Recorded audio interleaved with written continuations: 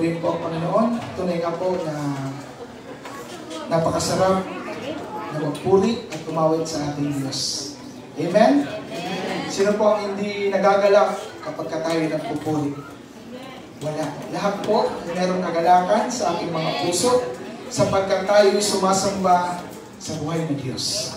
Diyos na makapangyarihan, Diyos na tapat, magpakailanman. Hallelujah. So, pasensya nyo na po kung medyo may pawis. Yan, so,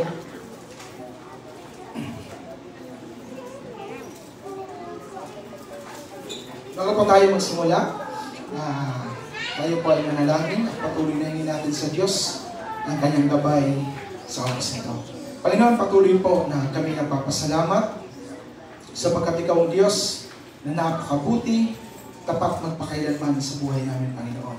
Tunay o Diyos na sa oras nito sa pamamagitan ng iyong salita o Panginoon, patuloy po na bigyan mo ang kalakasan ng bawat isa na makakarinig nito at patuloy o Diyos na magsilbi itong turo sa tuloy na kami mabuhay sa ilalim ng iyong paghahari, sa ilalim ng iyong salita, at merong pagpapasakop sa iyo, Panginoon. Dalangin ko po, Diyos, na gamitin mo lamang ang iyong instrumento upang iyong maging bibig sa oras na ito.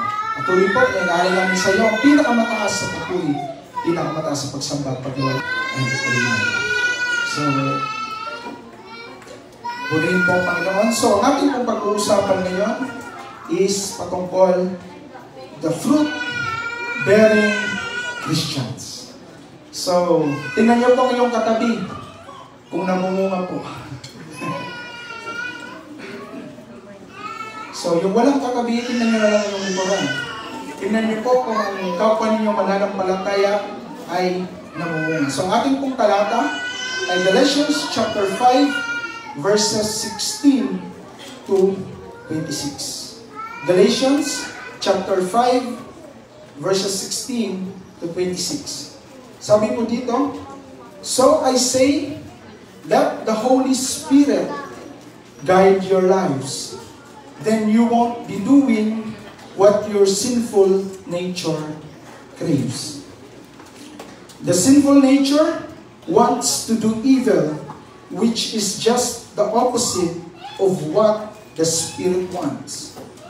The Spirit gives us desires that are the opposite of what the sinful nature desires.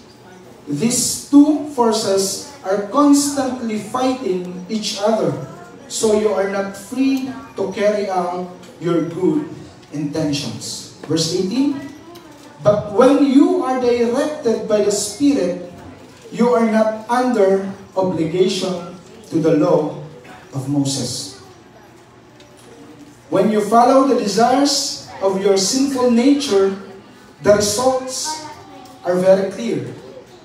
Sexual immorality, impurity, lustful pleasures, idolatry, sorcery, hostility, quarreling, jealousy, outbursts of anger, selfish ambition, dissension, division, verse 21, envy, drunkenness, wild parties, and other sins like this.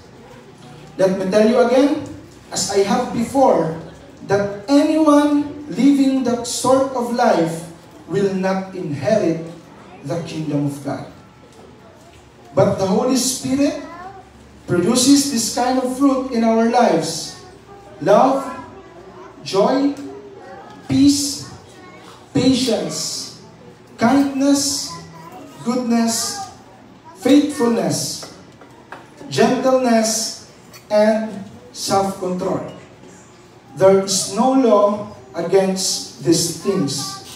Those who belong to Christ Jesus have nailed the passions and desires of their sinful nature to the cross and crucified them there. Since we are living by the Spirit, let us follow the Spirit's leading in every part of our lives. Let us not become conceited or provoke one another, or be jealous of one another. Sa Panginoon po ang kapurihan. So, sa ating pong pag-aaral ngayon is about fruit-bearing Christian. Bilang mga mananampalataya, ang bawat isa po sa atin ay kailangan mamunga. Hindi po pwedeng tayo, habang tumatagal sa ating pananampalataya, ay hindi tayo nagkakaroon ng bunga na nagmumula sa Santong Espiritu. So, bibigyan ko lamang po kayo ng background kung bakit po nasulat ang Book of Galatians. So, kaya po nasulat ni Apostle Paul yung Book of Galatians is dahil merong mga nanggugulong sa loob ng church. Yung mga Judaizers. Kapag sinabi po natin Judaizers, ito po yung mga taong may paniniwala doon sa Jewish law. So, ini-insist po nila sa loob ng church na upang ang isang tao ay maligtas, kinakailangan nilang sumunod pa rin sa Jewish law, sa law of Moses. Dinadagdag nila yon sa loob ng church, which is very contradictory sa kung anong tinuturo ni Apostle Paul. The very purpose why the book of Galatians was written is to refute the Judaizers. Ito po yung sinabi ko kanina. Yung mga taong nagtuturo na kailangan pa rin nilang sumunod sa law of Moses, which is contrary to the good news in which we are saved by grace through faith in Jesus. Yung tinuturo kong magandang balita ni Apostle Paul, yung kaligtasan po ay biyaya sa atin ng Diyos. Amen? Hindi po ito dahil sa sarili nating gawa.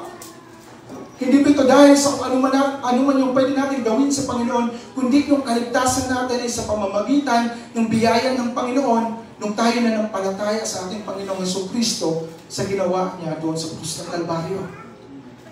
Ganun po yung tinuturo ni Apostle Paul. Subalit ito po sa loob ng church, merong nang gugulo. Merong nang daragdag. In Ephesians chapter 2, verse 18, chapter 2, verse 8, sabi po dito, God saved you by His grace when you believe, and you can take credit for this. It is a gift from God. Salvation is not a reward for the good things we have done, so none of us can boast about it. Nakita niyo po yung sinasabi kung ano yung magandang balitang daladala ni Apostle Paul sa panahon nila. Salvation is a gift, regalo ng Diyos sa atin, sa sino mang sumasampalataya sa ating Panginoong Jesus. Wala na po tayong kailangang idagdag, wala na po tayong kailangang ibawas. Ang sino mang sumampalataya sa Panginoon ay magkakaroon ng buhay na walang hanggan. Sa ginawa ng Panginoong Jesus doon sa krus ng Kalbaryo. We don't need to add anything or do anything in order to secure our salvation. We only need to believe in Jesus. Yun lamang po. Kailangan lang po natin sumampalataya sa ating Panginoong Jesus upang ang bawat isa sa atin ay matanggap yung buhay na walang hanggan na binibigay sa atin ng Panginoon. In the time of the apostles, there are those who try to twist or add something in this salvation. Yun na po yung sinasabi ko sa inyo. Yung pinangaral ni Apostle Paul, isang tao ay magkakaroon ng kaligtasan kung ikaw ay sasampalataya sa Panginoong Jesus. Ngunit eto ngayon, yung mga nanggugulo at nais nilang yung mga hintel ay sumunod pa rin sa law of Moses for them to be able to be saved. Yun po yung issue na meron sa Church of Galatia nung time na sinulat ito ni Apostle Paul. But Paul refuted it in order for the believers to continue believing in Jesus for their salvation. Okay? Nirefute ito. Pinaalalahanan ni Apostle Paul ang mga taga-Galatia na hindi ganito yung salvation natin, hindi ganito yung magandang balita na itinuro namin sa inyo, noong una. Bakit ngayon, iba na ang inyong paniniwala? Sapagkat na mayroong mga nanggugulo sa loob ng church, nagpapanggap na Kristiyano, subalit ini-insist pa rin nila na kailangan pa rin nilang sundin yung law of Moses. The covenant in the law of Moses is through circumcision sa panahon po ng Book of Exodus, kung titingnan niyo po. Yun po yung covenant. Circumcision. Yun po yung sign of covenant. The same way po, sa panahon natin ngayon, there are religion or group of people who insist to do additional things in order for them to be saved. Halimbawa na lamang po, may mga nagtuturo na ang tao ay magkakaroon ng kaligtasan kapag siya ay gumagawa ng mabuti. Diba? Binasa natin kanina in Ephesians chapter 2, verse 8 and 9. Hindi dahil sa pamamagitan ng ating mabubuting gawa. Pero merong nagtuturo na kapag tayo ay naging mabuti sa mundong ito, it will help us na magkaroon tayo ng salvation. Na pagka dumating yung panahon na tayo mawala sa mundong ito, meron tayong kaligtasan, which is wrong. Meron din iba, kailangan ng ganito, kailangan ng ganyan. Ang iba nagpipinitensya. For what? Sapat na yung ginawa ng Panginoong Jesus doon sa krus ng Kalbaryo upang tayo magligtas. Hindi natin kailangan dagdagan, hindi natin kailangan gumawa ng anumang klase ng kabutihan o yung ganitong mga bagay upang masecure natin ang ating kaligtasan. If you truly believe in Jesus, then you have eternal life. Meron tayong buhay na walang hanggan. Diba? Yung iba pa nga, kiniklaim nila na sila si Jesus. Sila yung Son of God. Na sila yung magpipirma para po tayo makakyat sa langit. Ngayon, nakikita niyo po yung mga ganong post sa Facebook. Na kapag ka hindi ko pinirmahan, na meron doon ang inyong pangalan, hindi kayo makakapasok sa kaharian ng langit, which is very wrong. Diba? Kung malalim tayo sa salita ng Panginoon, we can discern that those teachings is not from the Lord. Kaya nga paulit-ulit natin sinasabi, paulit-ulit natin pinapaalalahanan na tayo mas lalong lumalim sa pag-aaral natin ng salita ng Diyos. Sapagkat sa panahon natin ngayon, madali na lang yung pagloloko.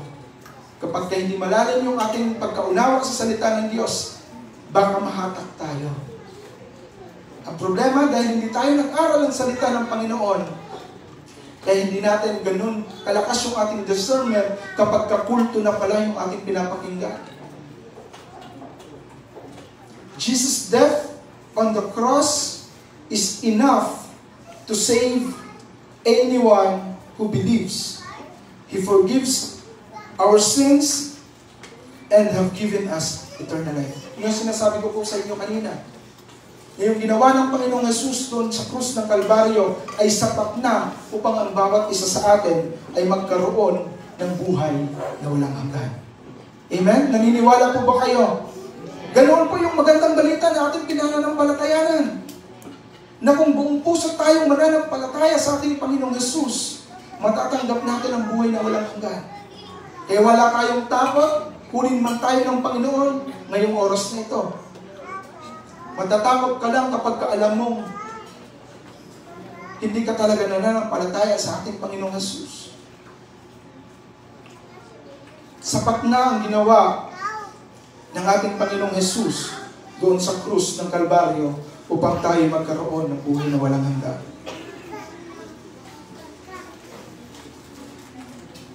Subalit po, hindi doon nagtatapos ang buhay ng isang mananampalataya.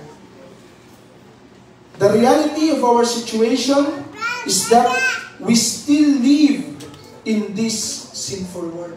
Yun yung katotohanan. Kapag tayo sumampalataya sa ating Panginoon, yes, we receive the eternal life, the salvation that God offers through Jesus Christ. Pero ito yung realidad ng buhay natin na hindi lamang natatapos doon yung buhay ng isang mananampalataya. Sapagkat narito pa rin tayo sa mundong ito, itong mundong makasalanan. At bilang isang mananampalataya, we have the duty to be light of this world. Amen po, yung pangalan ng church natin is Light Church. Napakahirap naman na nagsisimba tayo sa Light Church, tapos nagdidilim tayo pagdating sa labas. Diba? We have the duty, every one of us, tayo mga mananampalataya, is we have the duty para tayo yung maging ilaw. Sa mga sitwasyon ka naroon, ikaw man ay estudyante, nagtatrabaho, meron kang negosyo, you are to be the light of this world. Ikaw yung maging instrumento ng Diyos upang mag-ilaw sa mga taong nakapalibot sa iyo. Hindi yung ikaw pa yung unang, hindi po pwede na tayo pa yung unang-unang nagdadala ng kadiliman sa ating mga barkada. Tayo pa yung pasimuno ng mga bagay na hindi nakalulugod sa Panginoon. Hindi po ganoon. Sapagkat po, nung tinanggap natin ang ating Panginoong Jesus, meron na tayong bagong buhay. Amen? Nung tinanggap natin ang Panginoong Jesus, nagsisimula pa lang ang ating buhay bilang mga nananampalataya. In 2 Corinthians chapter 5, verse 17, this means that anyone who belongs to Christ has become a new person. The old life is gone, and the new life has begun. Nung tinanggap po natin ang Panginoong Jesus, doon pa lamang nagsisimula yung ating buhay na mayroong pananampalataya sa ating Panginoong Jesus. Diba? Nung tinanggap natin ang Panginoong Jesus, paunti-unti, yung buhay natin dati is binabago ng Panginoon. Amen? Kung dati ang lakas-lakas natin magmura, diba? Ngayon, pinalitan na ng Panginoon. Puro na pagpupuri sa Panginoon ang lumalabas sa ating mga bibig. Kung dati, yung ating ginagawa ay hindi nakalulugod sa Diyos, ngayon, ginagawa na natin kung ano yung buhay na nakalulugod sa ating Panginoon. From sinful ways to godly living. Yun po yung ginawa natin, yung tinanggap natin ng Panginoong Jesus. Yung makasalanan natin gawa ngayon, pinalitan ng Diyos ng buhay na mayroong kaluguran sa Kanyang harapan. Amen? Ang Panginoon ay ang ating maliligtas, ang ating Panginoong Jesus. Amen po. Subalit po, hindi lamang tagapagligtas sa ating Panginoong Jesus. Hindi lamang po tagapagligtas yung ating Panginoong Jesus. Kundi ang ating Panginoong Jesus is also our Lord. Amen? Hindi pwedeng Savior mo lang si Lord. Dapat siya din ang iyong Panginoon. In Romans chapter 10, Romans chapter 10, verse 9, if you openly declare that Jesus is Lord and believe in your heart that God raised Him from the dead, you will be saved. So hindi lamang po tagapagligtas ang ating Panginoong Jesus, siya din po ay Panginoon ng ating mga buhay. At dito na po tayo nagkakaroon ng mas malalim na pag-aaral sa pagiging Panginoon ng ating Panginoong Jesus sa ating mga buhay. Jesus is Lord, and His Lordship to us means that He reigns over us, and our life's purpose is to obey His will for us. Amen? Kung tayo po ay kinikilala natin yung pagiging Panginoon ng ating Panginoong Jesus sa ating mga buhay, ibig sabihin, andun yung pagpapasakop natin sa kung ano yung kalooban ng Diyos para sa atin. Amen? Lahat naman po tayo gustong maligtas. Pero ang tanong, do we have the guts na sabihin sa ating Panginoon na, Lord, you will be the Lord of my life. I will live under your will. Kaya sabihin natin sa Panginoon na, Lord, let your will be done. Hindi yung kaparaanan ko, subalit yung kaparaanan mo, Panginoon, ang siyang mapangyari sa ating mga buhay. Amen? Pero tayo pong mga mananampalataya, hindi po tayo ginawa ng Diyos na parang robot. Diba? Na pag sinabi ng Lord, automatic, yun na din ang ating gagawin. Still, tayong mga mananampalataya have our own free will. Meron pa rin po tayong pagpipili. Ano pa rin yung kalayaan ng ating will to choose in every aspects of our life. Kung susundin natin ang Panginoon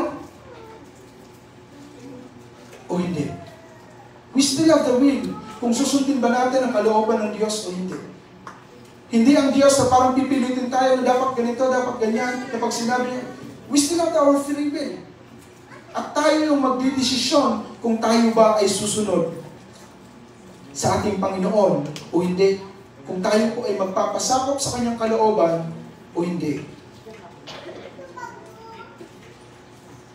Sa buhay ng isang mananampalataya, sabi ko nga po sa inyo kanina, that these two are always in battle sa buhay ng isang mananampalataya. Kung sa pag-aaral natin ng salita ng Panginoon, malalaman natin ang katotohanan ng kanyang salita, kung tayo po ay susunod sa kanya o hindi. We have the free will to choose. At sa ating pong buhay, bilang mga mananampalataya, ito po yung katotohanan. Sa araw-araw nating buhay, ito po yung palaging in battle. Kung sa ating desisyong na gagawin, paggising natin kinaumagahan, kung susundin ba natin o hindi ang kalooban ng ating Panginoong Jesus. Sa ating pong tekstong binasa kanina, in Galatians chapter 5, verse 17, sabi po dyan, sabayin niyo po ako, the sinful nature wants to do evil. Ba? Ano po yung tinutukoy na sinful nature sa talatang ito?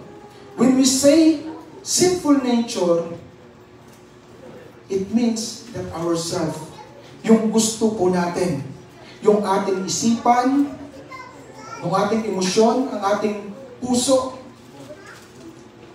na apart from the Lord, everything that we desire is always sinful. Naniniwala po ba kayo doon? Kung wala tayo sa Panginoong Jesus, kung malayo tayo sa ating Panginoong Jesus, we desire nothing but sin. We desire the lust of the flesh. Kung ano yung ginanais ng ating katawan na hindi nakalulugod sa harapan ng ating Panginoong Jesus. Yung tinutukoy na sinful nature dito is yung sariling kalooban natin. At hindi kung ano yung kalooban ng ating Panginoong Jesus. Kung tayong mga mananampalataya ay nananampalataya bilang Savior ang Panginoong Jesus sa ating buhay, subalit hindi natin tinutotally acknowledge yung Lordship ni Lord sa ating buhay, then this is the thing that we will always want. The sinful nature wants to do evil. Kapag malayo tayo sa Panginoon, malayo yung ating isipan, malayo yung ating puso sa Panginoon, everything that we want will not glorify the Lord. Nasubukan niya na pong lumayo sa Panginoon? Nasubukan na natin mapalayo sa Panginoon. Diba? Nakakilala tayo sa Diyos, tapos lumayo tayo sa Kanya. Ano yung ginawa natin? What have we been doing sa ating buhay? Hindi ba natin aminin, but we keep on doing the things that does not glorify the Lord. Aminin man natin sa hindi. Kapag tumakbo tayo malayo sa presensya ng Panginoon, kapag tumakbo tayo malayo sa salita ng Panginoon, we will desire nothing but sin. Bagay na hindi nakalulugod sa harapan ng ating Panginoon. Bakit po? Okay? Ito yung gusto ng ating sinful nature, which is to do evil, which is just the opposite of what the Spirit wants. Yung gusto po natin, mga kapatid, halimbawa, sabihin na lang po natin for us to have a visual representation. Ito yung Holy Spirit, ito yung Panginoong Jesus. Iba yung kanyang kalooban at iba din yung ating kalooban. Amen? Lahat ng ninanais ng tao, malayo sa Panginoon, walang iba kundi kasalanan. at hindi ka nakakalugod sa kalooban ng Panginoon. Subalit, ang nais ng Panginoon ay iba para sa atin. So kapag ka po nabubuhay tayo sa ilalim ng ating sariling kalooban, this is what we do. The opposite of what the Spirit wants for us. Kapag kasariling kalooban natin yung ating sinusunod, hindi po natin sinusunod kung ano yung kalooban ng Santong Espiritu sa ating mga buhay. This sinful nature that is mentioned here is us apart from the Lord. Sabi ko nga kanina sa inyo, what we desire is sinful and wicked. Yun yung kabaligtaran. Okay? Ang susunod, and the Spirit, kapag ka naman po tayo ay nabubuhay sa ilalim naman po ng kalooban ng ating Panginoong Jesus, sa ilalim ng kalooban ng Santong Espiritu, ito po yung nangyayari sa buhay ng isang mananampalataya. And the Spirit gives us the desires that are opposite of what the sinful nature desire. Kapag ka naman po tayo bilang mananampalataya ay nabubuhay po tayo, na merong pagsunod sa ating Panginoon, yung desire po ng ating puso binabago ng Diyos paunti-unti. Yung laman ng ating isipan, binabago ng Panginoon. Maging yung ating ginagawa sa araw-araw, merong pagbabago.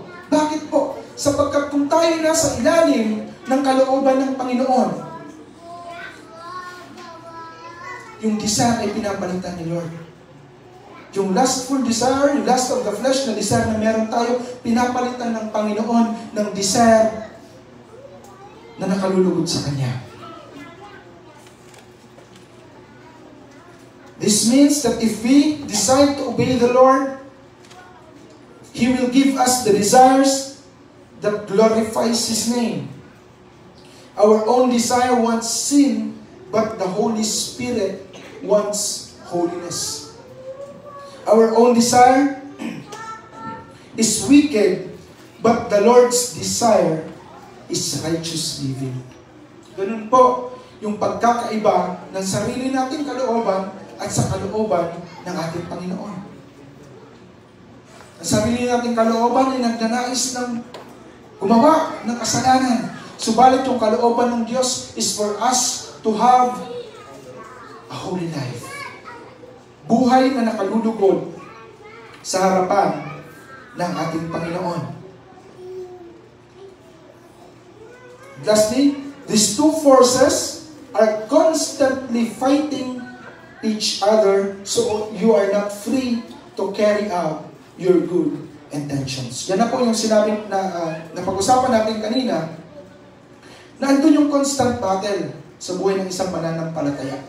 Whether susundin mo ang Panginoon o hindi, the decision ay nasa atin po.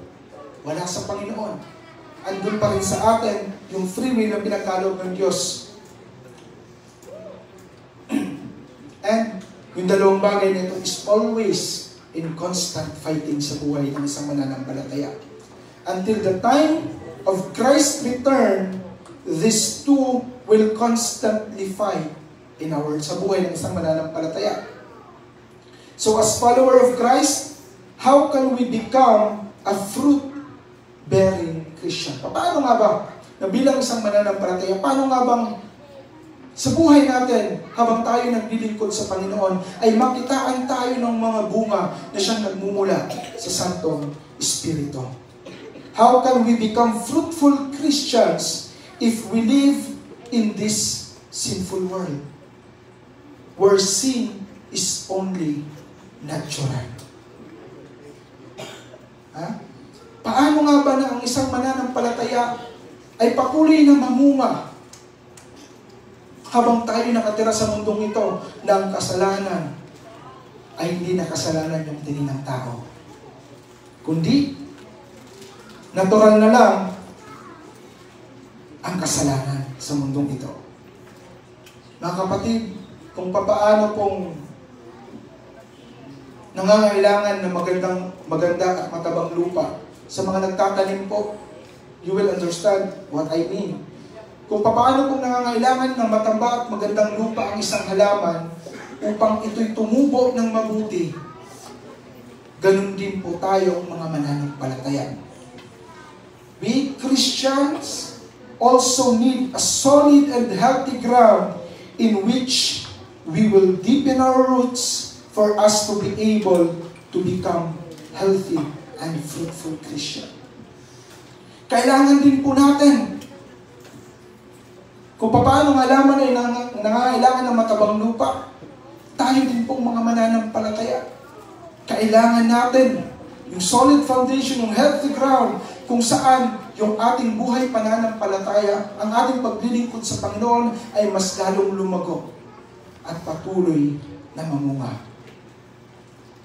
At lalong lumalim pa yung ating pagkakilala sa ating Panginoong Hesus. Isa lamang po yung ating magiging punto sa oras na ito. Titignan po natin kung papaano nga ba ang isang mananampalataya ay makitaan ng bunga na nagmumula sa Santong Espiritu. Isa lamang po. A decision to make the Lord Jesus Christ become Lord of our lives. Okay? Yan po yung ating pag-uusapan ngayon.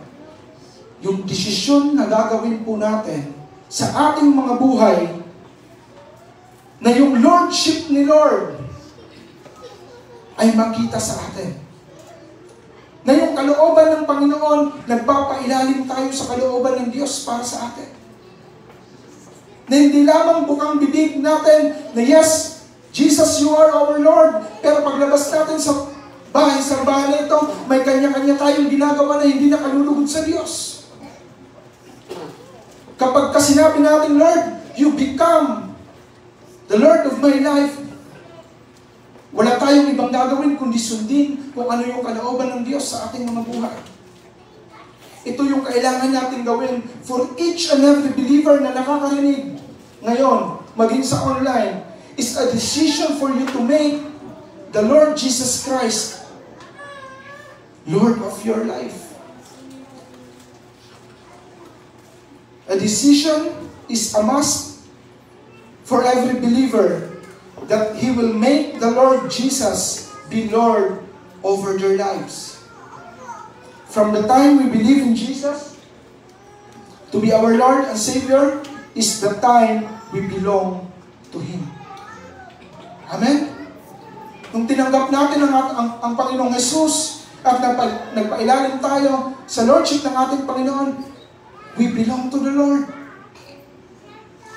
And because we belong to Him, He has given us the Holy Spirit who freed us from the power of sin. Romans chapter 8 verse 2. Ano pa sabi? May sabay po tayo. And because you belong to Him, the power of the life-giving Spirit has freed you from the power of sin that leads to death. Sapagkat tayo ngayon po, we belong to our Lord Jesus Christ, binigay niya sa atin yung life-giving Spirit to free us from the power of sin. Yung kasalanan na nagdudulot ng kamatayan. Ngayon, bilang mga mananampalataya, nung tinanggap natin ang ating Panginoong Jesus, pinagay din sa atin yung banal na Espiritu upang tulungan tayong ma-overcome anong kasalanan man sa buhay natin. The time we receive Jesus, we also receive the Holy Spirit. That's why it is stated in Galatians chapter 5, verse 16. Ano po sabi dyan? So I say, let the Holy Spirit guide your lives. Ngayon po, tayo bilong nasa Panginoong Jesus. Meron na rin tayong Santong Espiritu na siya nagbibigay sa atin ng lakas upang mapagtagumpayan natin anuman na kasalanan na ating kaharapin. We will have the power to resist the work of the devil. We will have the power to resist anuman na temptation na meron sa ating harapan. At masasabi natin, so I say, let the Holy Spirit guide my life. The decision to make Jesus the Lord of our lives is the decision we make to let the Holy Spirit guides us. Ginagabayan tayo ng Santong Espiritu. Subalit po, when we say the Holy Spirit guides us, includes studying the Word of God. Paano tayo gagabay? Minsan naalala ko yung isang meme na sabi niya, sabi daw sa isang meme, na yung nakakita ka ng demonyo, kaso wala kang alam na worship song, kaya kinanta mo, God gave me you. Tapos tumatawa pa yung demonyo. Diba? Tumatawa. Kasi yung kanta mo, God gave me you. So yung problema doon, paano tayong gagabayan ng Holy Spirit if we are ignorant to the Word of the Lord? Simple logic po. Paano mo malalaman kung ano yung tama at hindi kung hindi mo alam kung ano yung tama? Diba? Ang alam lang natin puro mali. That's why when we say that let the Holy Spirit guide our lives, it includes na meron tayong pag-aaral sa salita ng Panginoon. Because the thing na sasabihin tayo sa atin ng Holy Spirit comes from the Word of the Lord. Hindi pwedeng ibigay ng Holy Spirit sa iyo is contradicting sa salita ng Diyos. Hindi po ganoon. Yung i-guide sa atin ng Holy Spirit, okay, was approved in sync sa kung ano yung sinasabi ng salita ng Diyos. Kapag sinabi natin sa ating mga buhay na Lord, guide my life, be my Lord sa buhay ko, hindi lamang doon nagtatapos, it also includes na meron tayong pag-aaral sa salita ng Panginoon.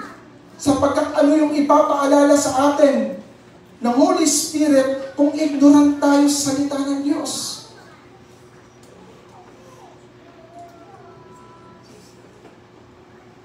The Holy Spirit will remind us kung ano yung sinasabi ng salita ng Diyos sa buhay natin.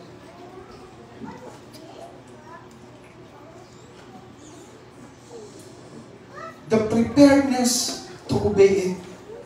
Okay? Meron tayong pag-aaral sa salita ng Diyos at meron tayong kahandaan sa ating mga buhay na sundin kung ano yung sinasabi ng salita ng Panginoon. Amen? Amen. Sabihin natin, Lord, ayaw ko. Kasi alam ko na kapag ginawa ko yung bagay na ito, marami kang aalisin sa buhay ko na ini-enjoy ko. Subalit hindi nakalulugod sa iyong harapan. Mga kapatid, when we have the preparedness, the readiness in our heart to obey the Lord, maraming aalisin ng Panginoon sa buhay natin. Maraming ikakat ang Panginoon ng mga relationship sa buhay natin. Maraming ikakat ang Panginoon ng mga pag-uugali sa buhay natin. Maraming ikakat ng mga habit natin. Kapag tayo ay sumunod sa ating Panginoon, maraming magbabago sa ating mga buhay. Amen? If you are ready to obey the Lord, ngayon pa lamang isipin mo yung mga bagay na ginagawa natin na alam natin hindi nakalulugod sa Panginoon. Unti-unting aalisin niya ni Lord if we have the courage na maging Lord talaga si Jesus sa buhay natin. We have the preparedness to obey sa kung ano yung kalooban ng Diyos sa ating mga buhay. Dati nung nawala ako sa church, the time na 2016, na umuwi ako sa amin, kapag nalalayo tayo sa Panginoon, wala tayong ibang babalikan, kundi yung buhay na inalisan natin. Yung dating bisyong iniwan, bumalik. Pero, ito yung silent na boses na laging sinasabi sa akin ni Lord. na anak, sumunod ka ulit sa akin kung ano yung kalooban ko para sa iyo. Alam niyo po, yung lagi kong sagot sa Panginoon, for 4 years na hindi ako bumalik ng Bicol. Lord, kapag ka po sinunod ko yung gusto niyo, aalisin mo po sa akin yung ini-enjoy ko ngayon. Yun lagi yung sagot ko sa Panginoon. Na kapag ka, Lord, ikaw naman yung nasunod sa buhay ko, Lord, alam ko, aalisin mo yung mga bagay na ginagawa ko ngayon na nag-i-enjoy ako. Na masaya akong gawin. Diba? Minsan ganun din sa atin eh. That's the reality of life. Kasi nga po, yung desire ng ating sarili is makasalanan.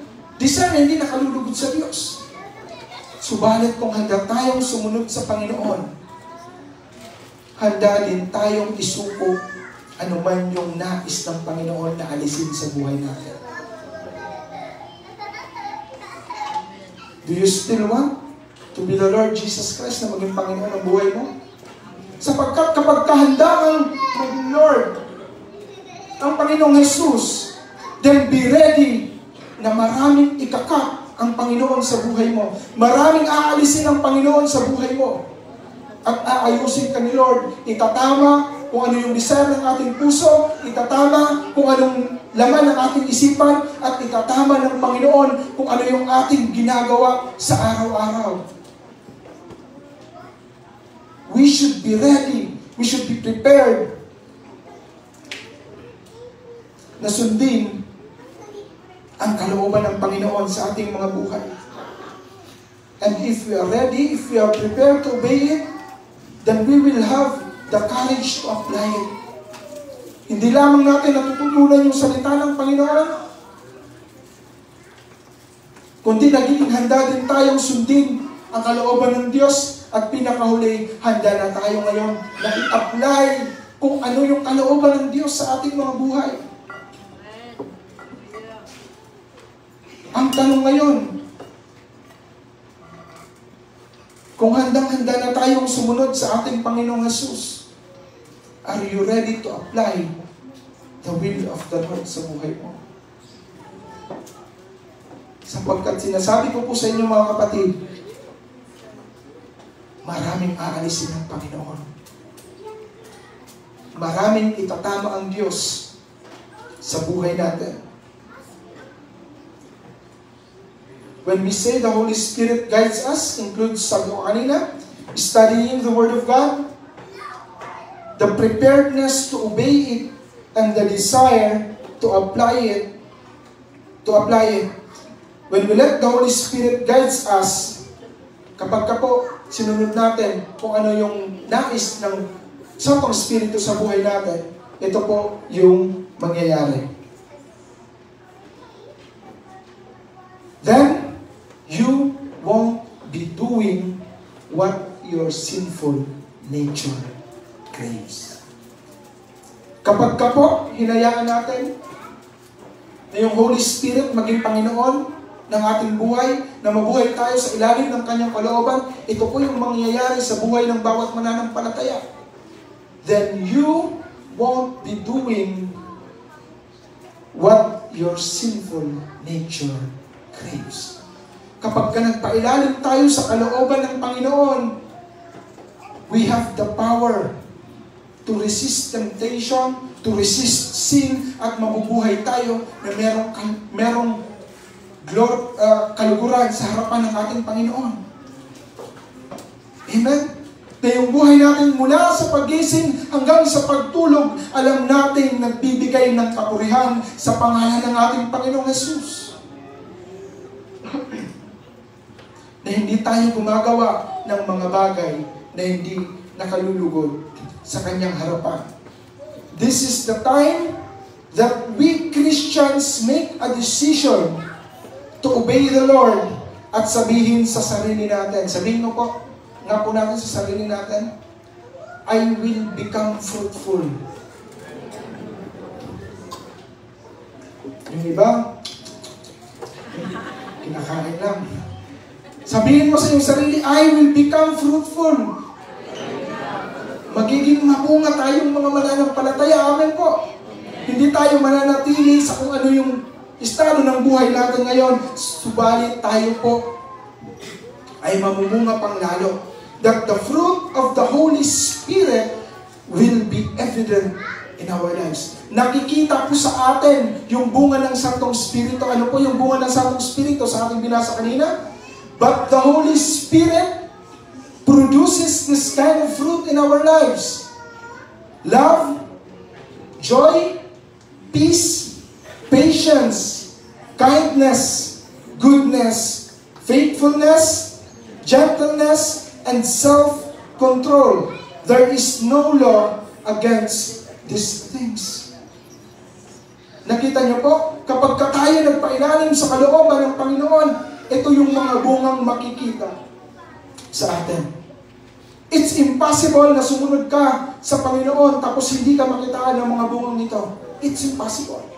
Sapagkat kung talagang nagpailalim tayo sa Lordship ng ating Panginoong Jesus, makikita natin, these things will be evident. Makikita po, magre-reflect po sa buhay ng isang mananampalataya yung mga bagay nito. Kung babasahin niyo po, sinabi dito is hindi fruits. Napakarami yung sinabi. Diba? Napakarami yung sinabi. This is the kind of fruit. Pero yung sinabi ay fruit, hindi fruits. Okay? Sapagkat po ito ay bunga as a whole. Na kapag tayo nagpailalim sa kalooban ng Panginoon, these things will develop sa buhay natin.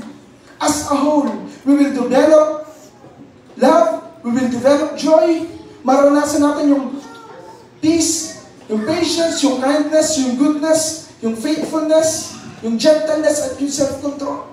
As a whole, bilang buo, kapag tayo nagpailalim sa kalooban ng Diyos, madidevelop ang bagay na ito sa buhay ng isang mananampalataya. You can know if a Christian is really living under God's Lordship. Nakikita yon sa kanyang ginagawa araw-araw.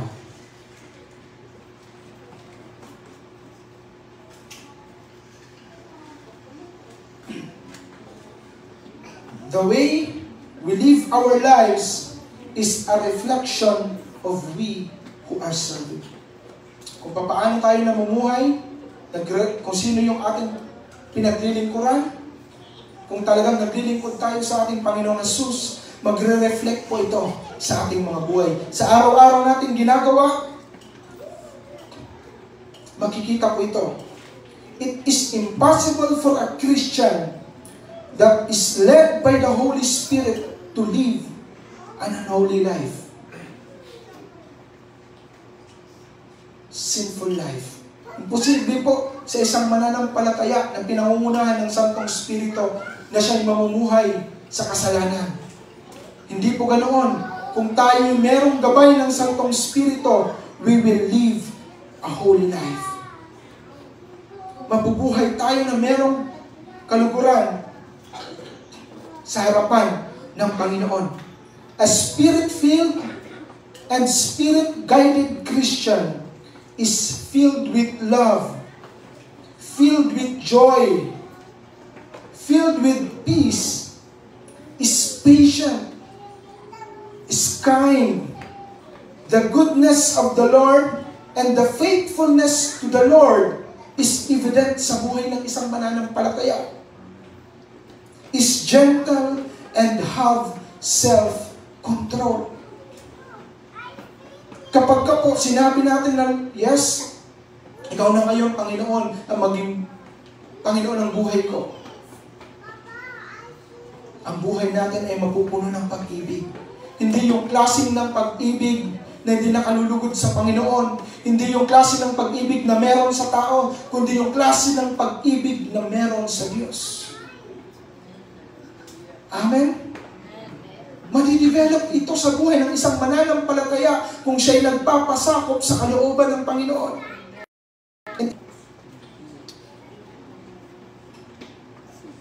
Nakikita po sa buhay ng isang mananampalataya kung sino yung kanyang sinusunod. Nakikita yung mga bungang ito? Bakit po? Sapagkat andun yung gabay ng Santong Espiritu. These are the fruits we bear as we let the Lord Jesus be Lord of our lives, not only for ourselves, but also for the benefit of the people around us. Okay? Hindi lamang tayo po nagbibinipisyo kapag tayo namumunga. Alam niyo po ba yan? Kapag po tayo namumungang Kristiyano, hindi lamang tayo yung nagbibinipisyo. Bakit po? Kasi maging yung mga taong nasa paligid natin, they will give praise to the Lord because they can see this fruit in our daily lives. Nakikita sa atin yung bunga ng Santong Espiritu. And the nature of fruit, na kapag po nakakita tayo ng puno, kapag ka bumabunga, sino po yung nagbibinipisyo? Diba yung may sarili nun? Yung mga taong nasa paligid nun, kung wala man may-ari yung puno na mabunga? Kinakain. Nakikinabang ang iba. That's the nature of fruit. Maging sa ating buhay, kung tayo namumungang mananampalataya, hindi lamang tayo yung nakikinabang, maging yung mga taong kasama natin sa bahay, yung mga kaklase natin, yung ating mga katrabaho, nakikinabang din sila. Bakit? Because they are praising the Lord sapagkat nakikita sa atin ang bunga ng Santong Espiritu. Diba? Kaya natin ibigin, kahit yung ating katrabaho nakakainis na. Kaya natin maging masaya kahit na napakalungkot na ng sitwasyon. Kaya natin magkaroon ng kapayapaan sa ating isipan kahit alam natin na ito na, sunod-sunod na yung mga bills na kung saan kami kukuha. Wala na kaming budget para bukas, pero andun yung kapayapaan mo sapagkat ito'y bunga ng Santong Espiritu sa buhay mo at hindi ka pababayaan ng Panginoon. Hindi lamang ikaw yung makikinabang kung bawat isa pong nandito ay didesire natin na mamunga tayo, ang bawat isa din sa atin ay makikinabang. Sapagkat we will be filled with love, matututo tayo na magkaroon ng kasiyahan sa Panginoon, anumang sitwasyon yung ating pagdaanan. Amen. Hindi lamang ikaw yung makikinabang kapag ikaw ay namunga. Makikinabang ang iyong sambahayan, makikinabang ang iyong mga kaibigan, makikinabang sino man ang nasa paligid mo. Sapagkat ngayon ikaw ay mabunga, sila din ay magpupuri sa Panginoon sapagkat nakikita sa atin yung bunga ng Santong Espiritu. Itong mga bungang binasa natin.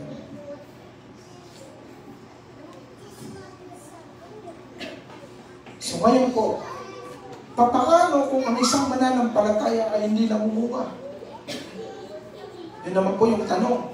But if a Christian does not bear these fruits, you can know that they are living in the desires of the flesh. Ito naman po yung masakit na katotohanan. Na kung sa katagalan na natin bilang mga mananampalataya, yung mga bunga ng Santong Espiritu ay hindi makita sa atin. We now need to ask ourselves, nabubuhay ba ako sa kalooban ng Panginoon?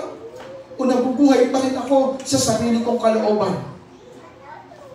Sapagkat every Christian who truly live under Jesus' Lordship ay mamumunga. Pero kung hindi tayo namumunga ngayon, ang tanong, tayo nga ba ay nabubuhay sa laman? Yun yung tanong. Galatians chapter 5, verse 19 to 21. Basahin po natin. When you follow the desires of your sinful nature, the results are very clear. Ano pang sabi? Sexual immorality, impurity, lustful pleasures, idolatry, sorcery, hostility, quarreling, jealousy, outburst of anger, selfish ambitions, dissension, division, envy, drunkenness, wild parties, and other sins like this. Ito po yung warning ni Apostle Paul. In verse 21, let me tell you again, as I have before, that anyone living living that sort of life will not inherit the kingdom of God. This is a warning. Nakala natin, okay, tinanggap ko ng Panginoong Jesus, ako meron ng kaligtasan. No. Yung mga bagay na kalooban ng Diyos sa atin is only a byproduct ng ating pananampalataya sa Diyos. Subalit kung ang ating buhay ay hindi pa rin tayo nabubuhay sa ilalim ng kalooban ng Diyos, these are the things na makikita po sa buhay ng isang mananampalataya, kahit pa na siya ay isang mananampalataya. Kung hindi tayo hanggang magpasakop sa kalooban ng Diyos, ito yung mga bagay na ipamumuhay natin kahit pa linggo-linggo tayong nagsisimba, kahit pa lahat ng activities nandun tayo, kung hindi tayo nagpapailalim sa kalooban ng Panginoon, these are the things you will be living. Mga bagay na hindi nakalulugod sa harapan ng ating Panginoong Jesus.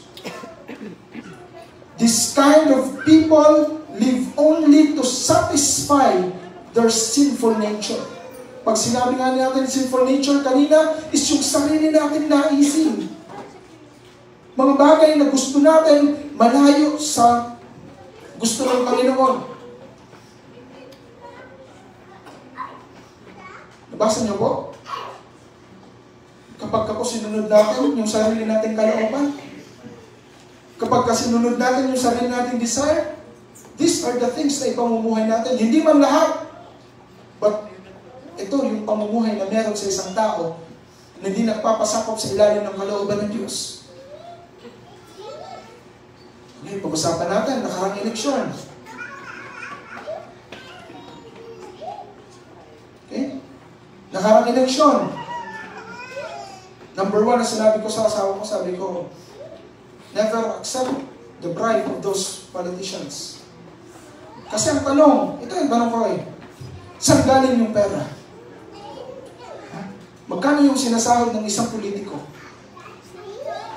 Yung perang inilabas nila ay hindi kayang ilabas nila gamit lamang yung sahod. Saan galing yung pera? Hindi ko sinasabing lahat, pero karamihan ay galing sa nakaw. Tapos tayo mananampalataya, tatanggapin natin yung perang yung galing sa nakaw, tapos kakainin natin. The Lord is not pleased with this kind of lifestyle. Exodus chapter 23, verse 8, take no bribes, for a bribe make you ignore something that you clearly see. A bribe makes even a righteous person twist the truth. Sinasabi pa ng iba, galing naman yan sa tax natin, okay lang yan. Mga kapatid, ito yung masakit na katotohanan. Kung hindi natin kayang maging ilaw sa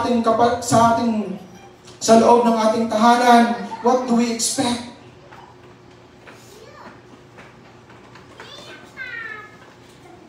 Amen?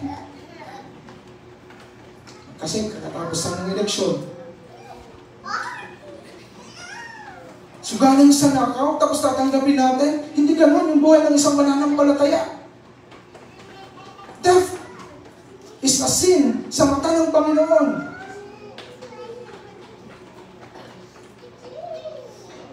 Amen po. Kahit masakit, mag-amen. Amen. Diba? Kahit tayong mananampalataya, minsan nakakalimutan natin, kikita niyo pa yung binasa natin, even a righteous person twist the truth kapag ka merong bribe, kapag ka merong pera.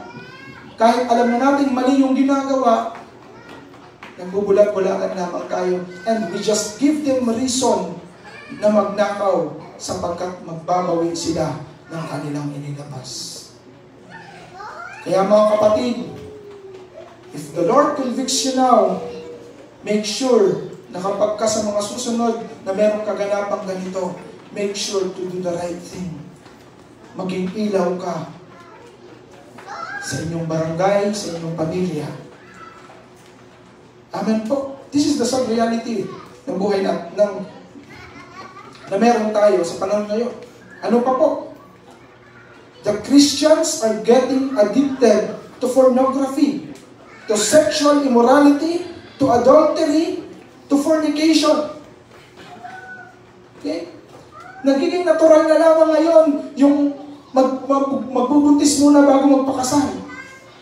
Many times na sinasabi ng Panginoon that sex is only for marriage couple. Na matuto tayong maghintay sa takdang panahon na binigay ng Panginoon. Napakahirap lang na minsan, parehas na kayong Kristiyano, mas maglilib-in. Masakit po mga kapatid. Sapagkat every time you will have sexual intercourse ng iyong partner, if you are live-in, hindi kayo kasal, you are committing fornication. Which is not right in front of the Lord. Na kapag tayo may asawa at meron tayong kabit sa labas, that we are committing adultery, na hindi tama sa harapan ng Panginoon. Na sa isang click ng ating mga cellphone, nanonood pa tayo ng mga malalaswang panoorin. Na may mga nakasave pa na mga nakatupis na babae o mga nakaabs na lalaki. For what purposes? To indulge our sexual pleasures? Ito yung masakit na katotohanan, mga kapatid. Na minsan kahit Kristiyano na, yung pa yung pasimuno ng kalaswaan, yung lumalabas sa bibig, puro kalaswaan. Hindi tayo tinawag ng Diyos para maging ganoon. Tinawag tayo para maging banal, sundin ang kalooban ng Panginoong Hesus. Kung hindi tayo nabubuhay sa ilalim ng kalooban ng Panginoong Hesus, ito yung buhay na magkakaroon tayo kahit pa araw-araw tayo nagsisimba.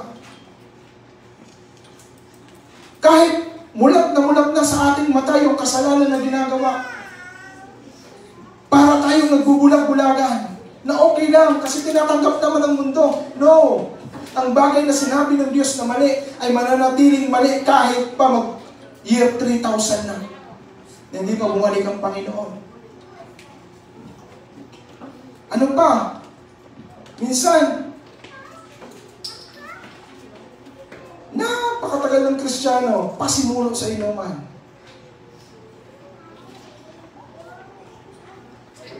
Alam na natin yung katotohanan na hindi maganda yung paglalasing. Hindi maganda yung pagsusugal. Minsan ang mahirap, kahit Kristiyano na, yung pa mismo yung nagpapasimuno sa mga ganong bagay. Kung hindi man pasimuno, kapag ka may inuman ang barkada, kapag ka may inuman yung dating mga kaibigan, G pa din. Okay? Hindi man kayo mag-post, nakikita kayo ng Panginoong Hesus. At tandaan niyo po anong sinabi ni Apostle Paul as a warning. Doon, let me tell you again, as I have before, that anyone living that sort of life will not inherit the kingdom of God. Walang karapatan, walang posisyon ng kasalanan sa kaharian ng Panginoong Hesus. Hindi pwedeng nasa kaharian tayo ng Panginoong Hesus at tayo patuloy na namumuhay sa pagkakasala. Magkaiba yung nagkakasala sa namumuhay sa kasalanan. Sapagkat yung namumuhay sa kasalanan, it is a habit of sin. Paulit-ulit, andun pa rin yung buhay natin sa mga bagay na hindi nakalulugod sa harapan ng Panginoong Hesus. Kung hindi tayo nagpapailalim sa kalooban ng Diyos, mga kapatid, this is our destiny. Ito yung magiging buhay natin. Ano pa? The more and more Christians sa panahon natin ngayon, nakakalungkot man isipin, they become more selfish. Napakaraming mananampalataya na ngayon, ang gusto sa sarili, hindi sinasabi pa ng iba minsan, hindi naman kasi ako retirement fund ng aking mga magulang, Ano ba yung mga sinasabi? Ganito yung gusto ko para sa buhay ko. Na dapat ganito, ako. Diba? Ganun yung tinuturo ng mga social media influencers sa panahon po natin ngayon. Na dapat ikaw yung maging sentro ng iyong pagpapagal. Ikaw ang maging sentro kung bakit ka nagsisipag sapagkat para sa'yo yung bagay na ito. Hindi ito yung sinasabi ng salita ng Diyos. Selfish ambitions, yung makasariling pagnanais natin na maabot sa buhay, hindi yun yung nais ng Panginoon para sa atin, kundi mabuhay tayo na mayroong pagsunod sa kalooban ng Panginoon kung ano man yung ating katawagan. Paano hindi makukurap yung ating mga karakter?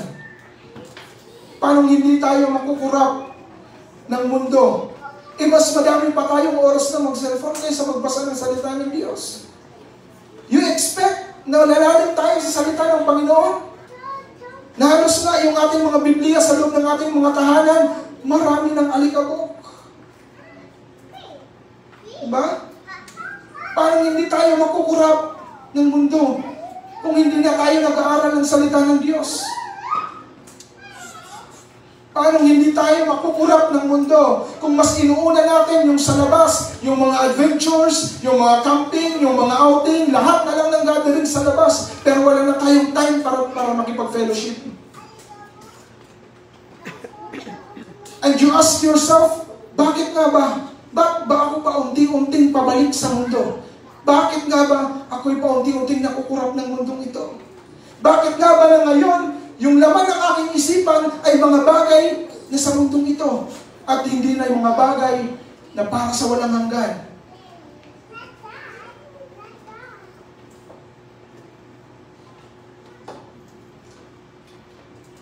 Na minsan kahit linggo, basta may outing, labas. Hindi ko sinasabi huwag kayong mag-outing. Sinasabi ko sa inyo, unahin niyo palagi ang Panginoong Jesus. Ang gawain natin dito sa church ay 2 oras, from 9 to 11. Is it a hard thing to do? No. But because we live not under the will of the Lord, kaya nagagawa natin yung mga bagay na ito. Taas ang kamay na gustong baguhin ng Diyos ang kanyang isipan. Taas kamay ang gustong baguhin ng Diyos ang laman ng kanyang puso. Taas kamay ang mga taong nagnanais na sumunod sa kalooban ng Panginoon.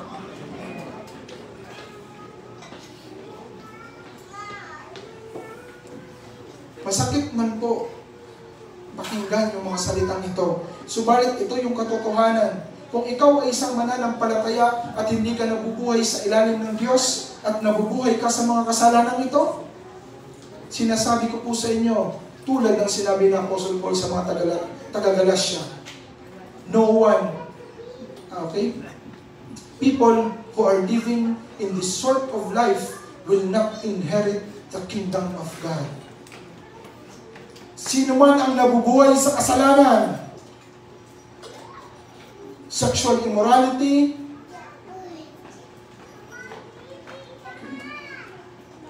ano pa man ang mga klase ng kasalanan na pinamumuhay natin, nahayag sa atin na mali yung bagay na yun, pero ginagawa pa rin natin.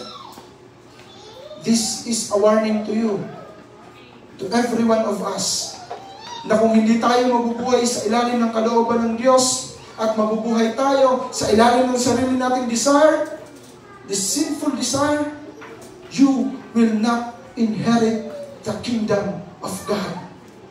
Iyan yung realidad ng buhay natin.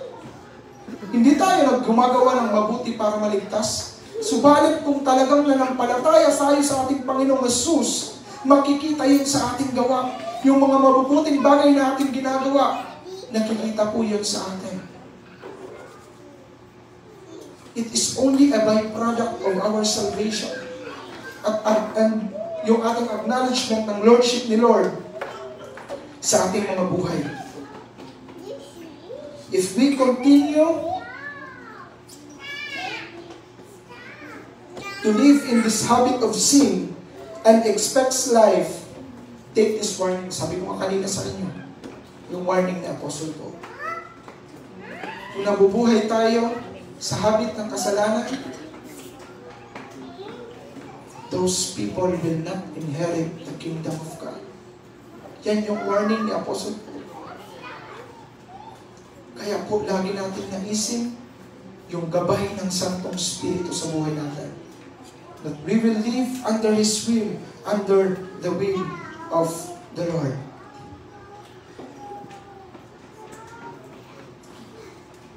If we continue to live to satisfy our selfish desires, we will reap a harvest of death and decay. But if we live to please the Spirit, we will harvest everlasting life from the Spirit. Galatians chapter 6, verse 8. Those who live only to satisfy their own sinful nature will harvest decay and death from that sinful nature. But those who live to please the Spirit will harvest everlasting life from the Spirit. Ano man yung ating itinanim, ano man yung ating ginagawa, kung patuloy tayong nabubuhay sa kasalanan, darating ang panahon, you will harvest death and decay. Pero kung tayo ay nabubuhay sa ilalim ng kalooban ng Diyos, darating ang panahon, yung ating inaasam-asam na sa muling pagbabalik ng ating Panginoon, meron tayong buhay na walang hanggan kasama ng ating Diyos. Amen? Yung napakagandang bagay na nais ng Panginoon sa ating mga buhay. Those who belong to Christ Jesus have nailed the passions and desires of their sinful nature to His cross and crucified them there. Since we are living by the Spirit, let us follow the Spirit's leading in every aspect of our life. So kapag kanais natin na yung mabuhay sa ilalim ng kalooban ng Panginoon, araw-araw, our sinful nature, pinapako natin doon sa krus. Na hindi na tayo nang bubuhay para sa ating sarili, kundi na bubuhay tayo para sa ating Panginoon. Na yung buhay na ito ay magbibigay ng kabanan, ng kapurihan sa ating Diyos na pinaglilingkuran.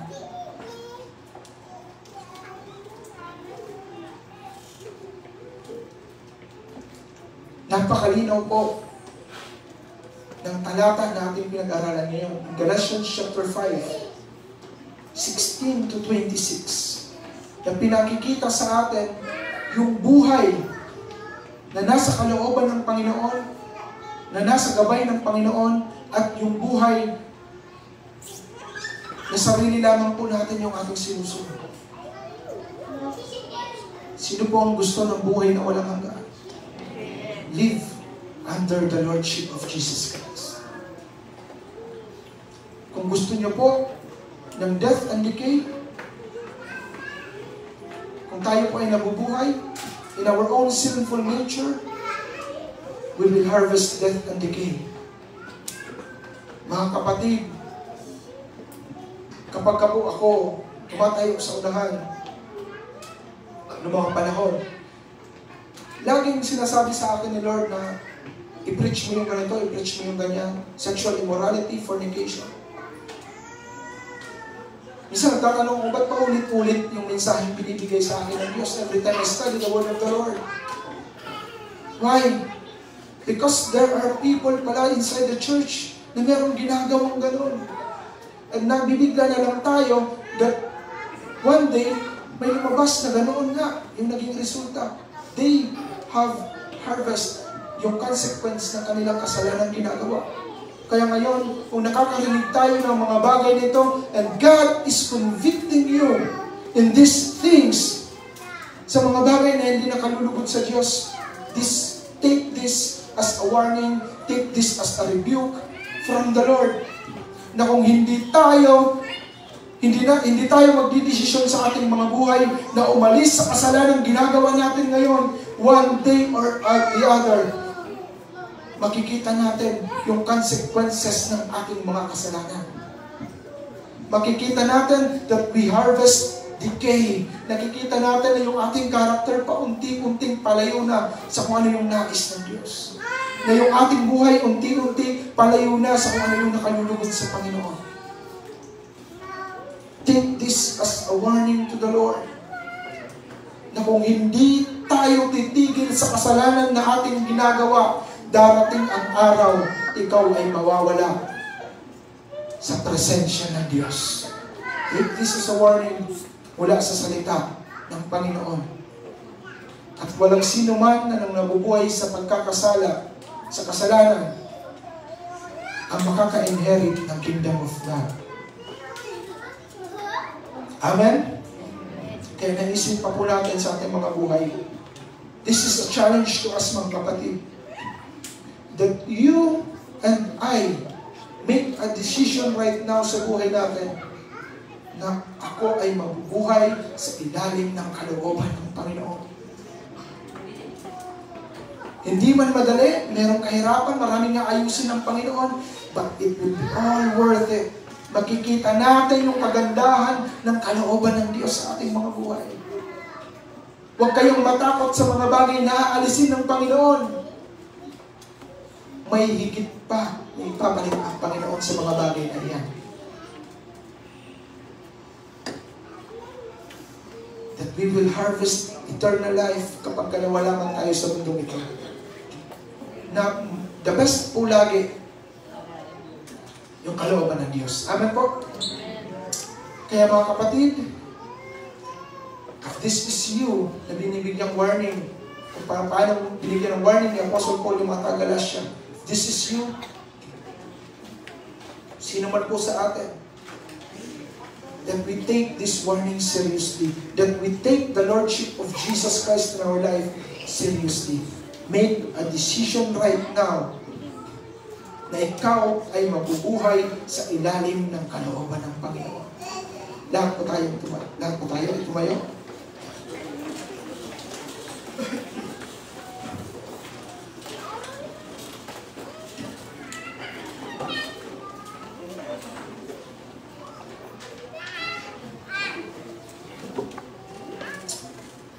Tunay po na it is plain and simple itong ating pinag-aralan.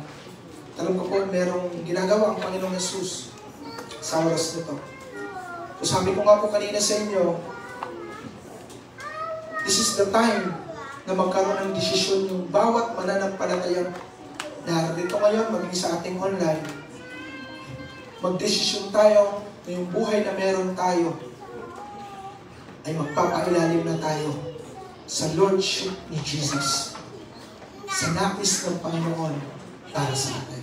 Kaya tayong lahat ay manalangin. And as I pray, make a decision right now. The Lord, anumang sitwasyon, anumang circumstances meron ako ngayon, Lord, I will live under your will. Lord, mahirap na. Marami kang aayusin. But Lord, I am ready. I am prepared to obey you, O God.